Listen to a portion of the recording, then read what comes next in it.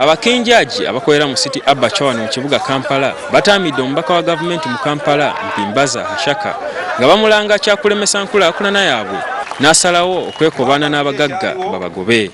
Okusinziira ku bakinjaaji bano baliko olukwe lwe baguddemu nga waliwo abantu abagala okwezza ekifo kyabwe nga kati batandise n'okubasibako ebigambogambo nti basolooza ensimbi ne bataziwa gye zirina kulaga. Okagenda amanya amateeka agakwatagana n'omusolo. Twandibadde olwaleero tusasula omusolo singa KCCA yavaayo netugerekera ssente.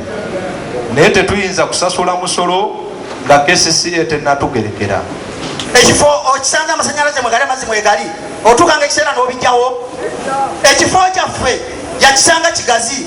KCCA era yemanyi eyinza oba yamuwa obuyinza okutandika okitundako n'atundako n'ekitundu n'akikuza petrol station. Sente nyingi kati ezo sente tetuzimanyi era ffe tufunyeemu abasuubuzi b'ente tuli basanyufu nnyo nnyo nnyo nnyo. Abakinjaaji bano batuuse n'okuwandiikira Ssaabaduumizi wa poliisi mu ggwanga Lieutenant General Kale Kayihura ssaako ne minisita atwala ensonga za pulezidenti Frank Tumwebaze awamu ne minisita avunaanyizibwa ku busuubuzi n'amakolero Amelia Kyambadde ayingire mu nsonga zaabwe. Bano era batiisizza okulumba ofiisi za RCC n'ebiso byabwe nga bwe babeera mu Lufula nga bawakanya ekyokwagala okubagoba.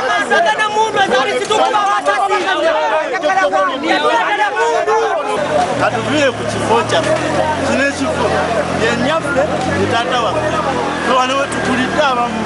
Olunaku olwo tugenda kukeera twambale nga bwe twasalawo. Tulina okwambala ovolo zaffe, amataawo gaffe ameeru, tulina okukwata ebiso byaffe naddala nga tukuteeka mu biraato, tulina okukwata ejjambiya zaffe n'embazzi kubanga tukozesa. Wabula bannamawulire baffe bwe bagenze ku ofiisi y'omubaka wa gavumenti ne babaggalira wabweru. Mpimbaza Hashaka yavaayo n'ategeeza nti abaddukanya Lufula beekobaana n'abavuganya gavumenti okuli Lord Mayor Elias Lukwago okusolooza ssente mu basuubuzi ba Lufula, ekintu ekyawukana ku ndagaano ya kkooti.